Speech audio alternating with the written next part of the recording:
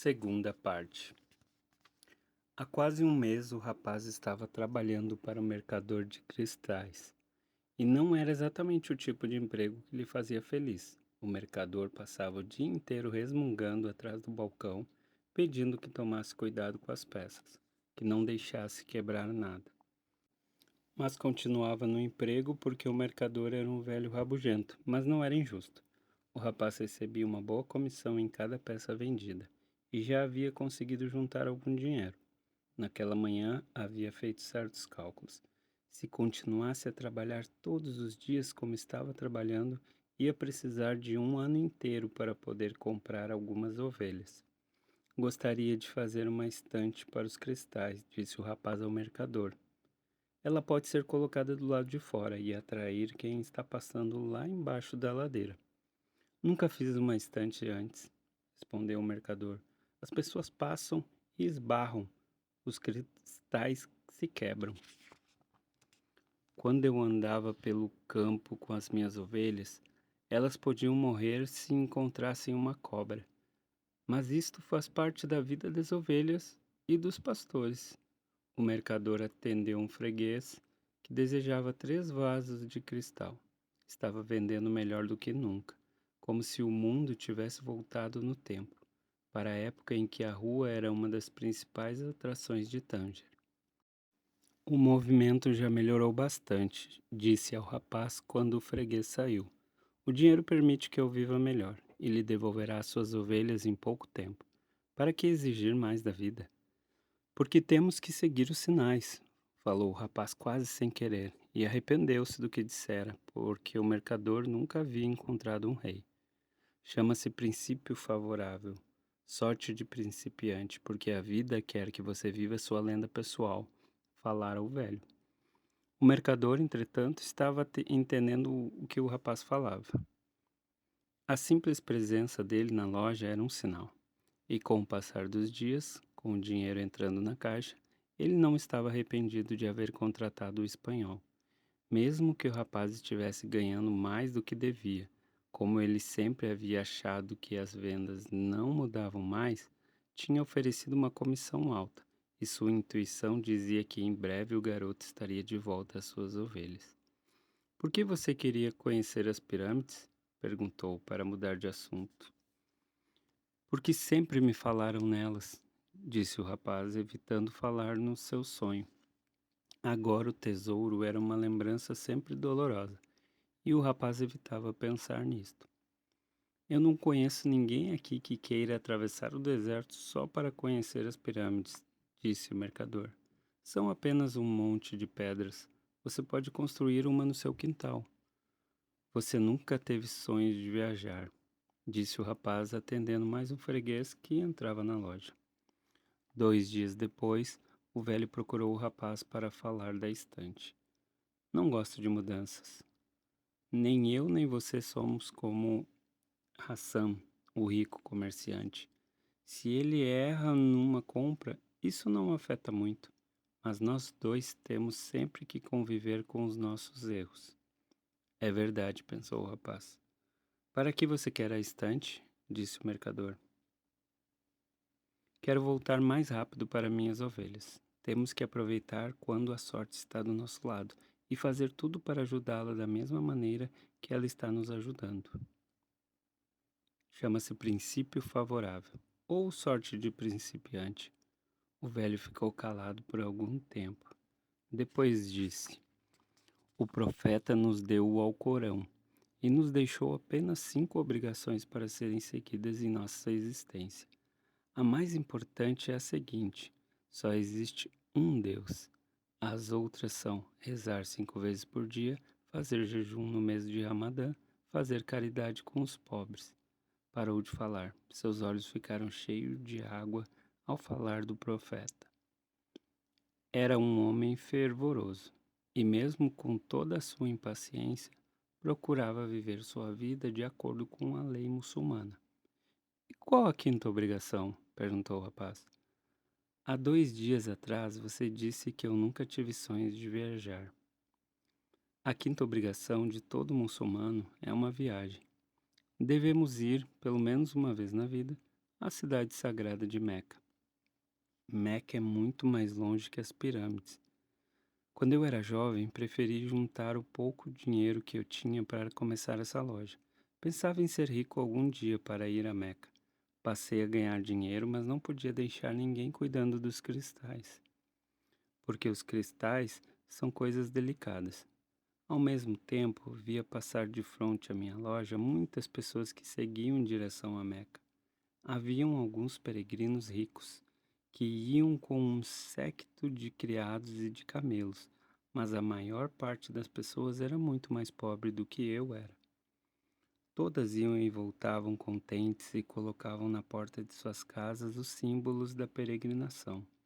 Uma delas, um sapateiro que vivia de remendar as botas alheias, me disse que havia caminhado quase um ano pelo deserto, mas que ficava sempre mais cansado quando tinha que caminhar alguns quarteirões em Tanger para comprar couro. "Por que você não vai a Meca agora?" perguntou o rapaz. "Porque Meca é o que me mantém vivo. É o que me faz aguentar todos esses dias iguais, estes vasos calados nas prateleiras, o almoço e o jantar naquele restaurante horrível. Tenho medo de realizar meu sonho e depois não ter mais motivos para continuar vivo. Você sonha com ovelhas e com pirâmides. É diferente de mim porque deseja realizar seus sonhos. Eu quero apenas sonhar com Meca. Já imaginei milhares de vezes a travessia do deserto, minha chegada na praça onde está a pedra sagrada, as 7 voltas que devo dar em torno dela antes de tocá-la. Já imaginei quais pessoas estarão do meu lado, na minha frente, e as conversas e orações que compartilharemos juntos. Mas tenho medo que seja uma grande decepção, então prefiro apenas sonhar. Neste dia, o mercador deu permissão ao rapaz para construir a estante. Nem todos podem ver os sonhos da mesma maneira. Mais 2 meses se passaram, e a estante trouxe muitos fregueses à loja dos cristais. O rapaz calculou que, se trabalhasse mais 6 meses na Espanha e comprar 60 ovelhas e mais 60 ovelhas, em menos de um ano ele teria duplicado seu rebanho e ia poder negociar com os árabes, porque já conseguia falar aquela língua estranha. Depois daquela manhã no mercado, ele não havia mais utilizado o Urim e o Tumim, porque o Egito passou a ser apenas um sonho tão distante para ele como era a cidade de Meca para o mercador. Entretanto, o rapaz agora estava contente com seu trabalho e pensava a todo momento no dia em que iria desembarcar em Tarifa como um vencedor. "Lembre-se de saber sempre o que quer", havia falado o velho rei. O rapaz sabia e estava trabalhando para isto. Talvez seu tesouro tivesse sido chegar àquela terra estranha, encontrar um assaltante e dobrar o número de seu rebanho sem ter gasto um centavo sequer. Estava orgulhoso de si mesmo. Havia aprendido coisas importantes, como o comércio de cristais, linguagem sem palavras e os sinais. Uma tarde, vi um homem no alto da ladeira, reclamando que era impossível encontrar um lugar decente para beber alguma coisa depois de toda a subida. O rapaz já conhecia a linguagem dos sinais e chamou o velho para conversar. "Vamos vender chá para as pessoas que sobem a ladeira." "Muitas pessoas vendem chá por aqui", respondeu o mercador. "Podemos vender chá em vasos de cristal. Assim, as pessoas vão gostar do chá e vão querer comprar os cristais. Porque o que mais seduz os homens é a beleza." O mercador olhou para o rapaz durante algum tempo. Não respondeu nada, mas naquela tarde, depois de fazer suas orações e fechar a loja, sentou-se na calçada com ele e convidou-o a fumar narguilé, aquele estranho cachimbo que os árabes usavam. "O que você está procurando?" perguntou o velho mercador. "Já lhe disse, preciso comprar de volta as ovelhas, e para isto é necessário dinheiro." O velho colocou algumas brasas novas no narguilé e deu uma longa tragada. "Há 30 anos tenho esta loja. Conheço o bom e o mau cristal, e conheço todos os detalhes do seu funcionamento. Estou acostumado com seu tamanho e seu movimento. Se você colocar chá em cristais, a loja irá crescer. Então, eu vou ter que mudar a minha maneira de vida." Isto não é bom? Estou acostumado com minha vida. Antes de você, eu pensava que havia perdido tanto tempo no mesmo lugar enquanto meus amigos todos mudavam, quebravam ou progrediam. Isto me deixava com uma imensa tristeza. Agora eu sei que não era bem assim. A loja tem o exato tamanho que eu sempre quis que ela tivesse. Não quero mudar, porque não sei como mudar. Já estou muito acostumado comigo mesmo. O rapaz não sabia o que dizer. O velho então continuou: Você foi uma bênção para mim. E hoje estou entendendo uma coisa. Toda bênção que não é aceita transforma-se numa maldição. Eu não quero mais da vida. E você está me forçando a ver riquezas e horizontes que eu nunca conheci. Agora que os conheço e que conheço minhas possibilidades imensas, vou me sentir pior do que me sentia antes, porque sei que posso ter tudo e não quero. Ainda bem que eu não disse nada ao pipoqueiro, pensou o rapaz. Continuara fumando por algum tempo, enquanto o sol se escondia. Estavam conversando em árabe, e o rapaz estava satisfeito consigo mesmo, pois falava árabe. Houve uma época em que ele achou que as ovelhas podiam ensinar tudo sobre o mundo, mas as ovelhas não sabiam ensinar árabe. Devem ter outras coisas no mundo que as ovelhas não sabem ensinar, pensou ele enquanto olhava o mercador em silêncio, porque elas só estão em busca de água e comida. Acho que não são elas que ensinam, é eu que aprendo. Maktub, disse finalmente o mercador. O que é isto? Você precisaria ter nascido árabe para compreender, mas a tradução seria algo como está escrito. E enquanto apagava as brasas do narguilé, disse que o rapaz podia começar a vender chá nos vasos. Às vezes, é impossível deter o rio da vida. Os homens subiam a ladeira e ficavam cansados. Então, lá no seu topo havia uma loja de belos cristais com chá de menta refrescante. Os homens entravam para beber o chá, que era servido em lindos vasos de cristal. Jamais minha mulher pensou nisto, lembrava um, e comprava alguns cristais, porque ia ter visitas naquela noite. Seus convidados ficariam impressionados com a riqueza das taças. Outro homem passou a garantir que o chá era sempre mais gostoso quando servido em recipientes de cristal, pois conservavam melhor o aroma.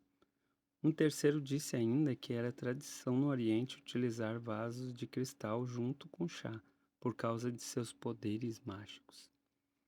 Em pouco tempo, a novidade se espalhou e muitas pessoas passaram a subir até o topo da ladeira para conhecer a loja que estava fazendo algo de novo num comércio tão antigo. Outras lojas de chá em copos de cristal foram abertas, mas não ficavam em cima de uma ladeira e por isso estavam sempre vazias. Em pouco tempo, o mercador teve que contratar mais 2 empregados. Passou a importar, junto com os cristais, quantidades enormes de chá, que eram diariamente consumidas pelos homens e mulheres com sede de coisas novas. E assim transcorreram 6 meses. O rapaz acordou antes do sol nascer. Tinham-se passado 11 meses e 9 dias desde que ele havia pisado pela primeira vez no continente africano. Vestiu sua roupa árabe de linho branco, comprada especialmente para aquele dia. Colocou o lenço na cabeça, fixo por um anel feito de pele de camelo. Calçou as sandálias novas e desceu sem fazer qualquer ruído. A cidade ainda dormia. Ele fez um sanduíche de gergelim e bebeu chá quente no vaso de cristal. Depois, sentou-se na soleira da porta, fumando sozinho um narguilé.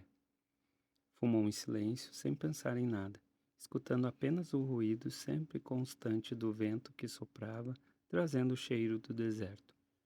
Depois que acabou de fumar, enfiou a mão num dos bolsos do traje e ficou alguns instantes contemplando o que havia retirado lá de dentro. Havia um grande maço de dinheiro, o suficiente para comprar 120 ovelhas, uma passagem de volta e uma licença de comércio entre seu país e o país onde estava. Esperou pacientemente que o velho acordasse e abrisse a loja. Os dois então foram juntos tomar mais chá. Vou embora hoje, disse o rapaz. Tenho dinheiro para comprar minhas ovelhas. Você tem dinheiro para ir a Meca. O velho não disse nada. Peço sua bênção, insistiu o rapaz. Você me ajudou. O velho continuou a preparar o chá em silêncio. Depois de um certo tempo, porém, virou-se para o rapaz. Tenho orgulho de você. Você trouxe alma para minha loja de cristais. Mas sabe que eu não vou a Meca. Como sabe que não voltará a comprar ovelhas? Quem lhe disse isto? Perguntou o rapaz assustado. Maktub, disse simplesmente o velho mercador de cristais, e o abençoou. O rapaz foi até seu quarto e juntou tudo que tinha. Eram 3 sacolas cheias. Quando já estava saindo, notou que num canto do quarto havia seu velho alforje de pastor. Estava todo amassado e ele quase nem se lembrava mais dele. Lá dentro estava ainda o mesmo livro e o casaco. Quando ele tirou o casaco, pensando em dar de presente para um rapaz na rua, as 2 pedras rolaram pelo chão, o Urim e o Tumim. O rapaz então se lembrou do velho rei e ficou surpreso em perceber há quanto tempo não pensava mais nisto. Durante 1 ano havia trabalhado sem parar, pensando apenas em conseguir dinheiro para não voltar de cabeça baixa para a Espanha. Nunca desista dos seus sonhos, havia falado o velho rei. Siga os sinais. O velho pegou Urim e Tumim no chão e teve novamente aquela estranha sensação de que o rei estava perto. Trabalhara duro durante 1 ano e os sinais indicavam que agora era o momento de partir. Vou voltar exatamente a ser o que era antes, pensou o rapaz. E as ovelhas não me ensinaram a falar árabe. As ovelhas, entretanto, tinham ensinado uma coisa muito mais importante, que havia uma linguagem no mundo que todos compreendiam e que o rapaz tinha utilizado durante todo aquele tempo para fazer a loja progredir. Era a linguagem do entusiasmo, das coisas feitas com amor e com vontade, em busca de algo que se desejava ou em que se acreditava. Tanger não era mais uma cidade estranha, e ele sentiu que da mesma maneira que tinha conquistado aquele lugar, poderia conquistar o mundo. Quando você deseja uma coisa, todo o universo conspira para que possa realizá-la. Havia falado o velho rei. Mas o velho rei não falara de assaltos, de desertos imensos, de pessoas que conhecem os seus sonhos, mas não desejam realizá-los. O velho rei não havia falado que as pirâmides eram apenas um monte de pedras, e qualquer um podia fazer um monte de pedras em seu quintal. E tinha se esquecido de dizer que quando se tem dinheiro para comprar um rebanho maior do que o que possuía, deve-se comprar esse rebanho. O rapaz pegou o alforje e juntou com seus outros sacos. Desceu as escadas. O velho estava atendendo um casal estrangeiro, enquanto 2 outros fregueses andavam pela loja, tomando chá em vasos de cristal. Era um bom movimento para aquela hora da manhã. Do lugar onde estava, notou pela primeira vez que o cabelo do mercador lembrava muito o cabelo do velho rei. Lembrou-se do sorriso do doceiro no primeiro dia em Tanger, quando não tinha para onde ir nem o que comer. Também aquele sorriso lembrava o velho rei. Como se ele tivesse passado por aqui e deixado uma marca, pensou. E cada pessoa tivesse já conhecido este rei em algum momento de suas existências. Afinal de contas, ele disse que sempre aparecia para quem vive sua lenda pessoal. Saiu sem se despedir do mercador. Não queria chorar porque as pessoas podiam ver, mas ia ter saudade de todo aquele tempo e de todas as coisas boas que havia aprendido. Estava mais confiante em si e tinha vontade de conquistar o mundo. Mas estou indo para os campos que já conheço, conduzir de novo as ovelhas. E não estava mais contente com sua decisão. Tinha trabalhado 1 ano inteiro para realizar um sonho, e este sonho a cada minuto ia perdendo sua importância, talvez porque não fosse seu sonho. Quem sabe é melhor ser como um mercador de cristais, nunca ir a Meca e viver da vontade de conhecê-la. Mas estava segurando Urim e Tumim nas mãos. e estas pedras lhe traziam a força e a vontade do velho rei. Por uma coincidência, ou um sinal, pensou o rapaz, ele chegou ao bar onde havia entrado no primeiro dia. Não havia mais o ladrão e o dono lhe trouxe uma xícara de chá. Sempre poderei voltar a ser pastor, pensou o rapaz. Aprendi a cuidar das ovelhas e nunca mais me esquecerei de como elas são. Mas talvez não tenha outra oportunidade de chegar até as pirâmides do Egito. O velho tinha um peitoral de ouro e sabia minha história. Era um rei de verdade, um rei sábio. Estava apenas a 2 horas de barco das planícies de Andaluzia, mas havia um deserto inteiro entre ele e as pirâmides. O rapaz percebeu, talvez, esta maneira de pensar a mesma situação. Na verdade, ele estava 2 horas mais perto do seu tesouro. Mesmo que para caminhar essas 2 horas tivesse demorado quase um ano inteiro. Sei por que quero voltar para minhas ovelhas. Eu já conheço as ovelhas. Não dão muito trabalho e podem ser amadas. Não sei se o deserto pode ser amado, mas é o deserto que esconde o meu tesouro. Se eu não conseguir encontrá-lo, poderei sempre voltar para casa. Mas de repente, a vida me deu dinheiro suficiente e eu tenho todo o tempo que preciso. Por que não? Senti uma alegria imensa naquele momento. Sempre podia voltar a ser pastor de ovelhas. Sempre podia voltar a ser vendedor de cristais. Talvez o mundo tivesse muitos outros tesouros escondidos, mas ele havia tido um sonho repetido e encontrado um rei. Não acontecia com qualquer pessoa. Estava contente quando saiu do bar. Havia se lembrado que um dos fornecedores do mercador trazia os cristais em caravanas que cruzavam o deserto. Manteve Urim e Tumim nas mãos. Por causa daquelas 2 pedras, estava de volta ao caminho de seu tesouro. Sempre estou perto dos que vivem a lenda pessoal, dissera o velho rei. Não custava nada ir até o armazém saber se as pirâmides eram de fato muito longe.